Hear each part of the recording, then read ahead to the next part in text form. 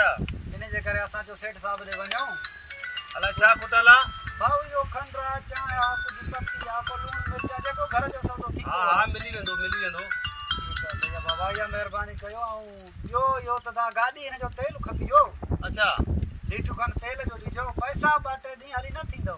पैसा बटे दी कोन ने भाऊ बाटे दी हाली न थींदा घणा दी बस कुछ 4 दी 3 दी एतरे ताई रखी सको तक बाबा 4 3 न करन हिकड़ी गाल करना ॾिसो न लीटर पेट्रोल जो 280 रुपए जो जी जी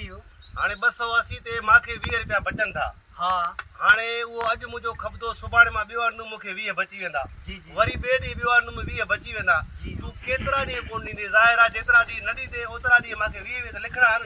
चयो जवान आयो रे मां ना बाबा ब्याज ते सा लागत कंदा हो 1% ने ये केड़ा परसेंट है यार बाबा ये ब्याज 60% रोज की आसा बैठा हूं क्या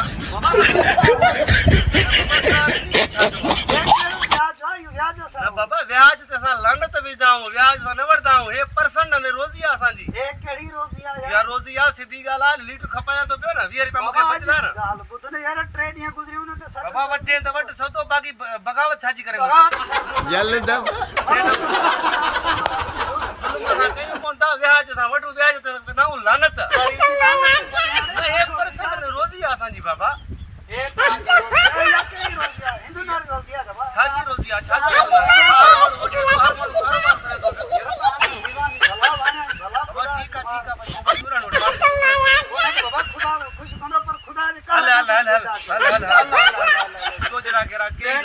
मां झड़ा घेरा कर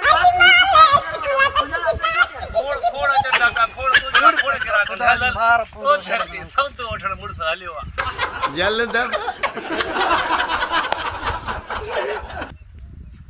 चाला सेटे साईं दो सब करा मुना सारे खैर कुछ स्टार्ट अल्लाह सब करा दे छा होयो हमरा सा वीडियो पे छा दियो ये वाचे दा तो को फुका होंदो वजे हिकु त ओधर ची दियो उनी को पो रेट मंजी मर्दी साणो असा हिते बैठा हूं ज़ाहिरा रोजी त साईं करणी आ न हां लीटर पेट्रोल जा 280 रुपए जो लीटर आ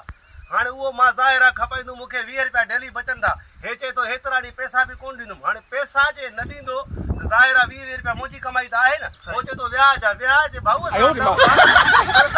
हक आ न हां दे भाऊ 5-7 दी उधर कर 5-7 दी उधर भी क्या रेट मुनी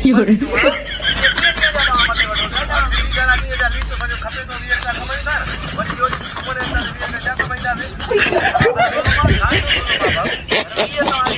ये तो माना 20 तारीख के सपोर्ट करो हल घेराने तो कोई लाने सही ना ये तो जुल्म आ जल दम पियो भी को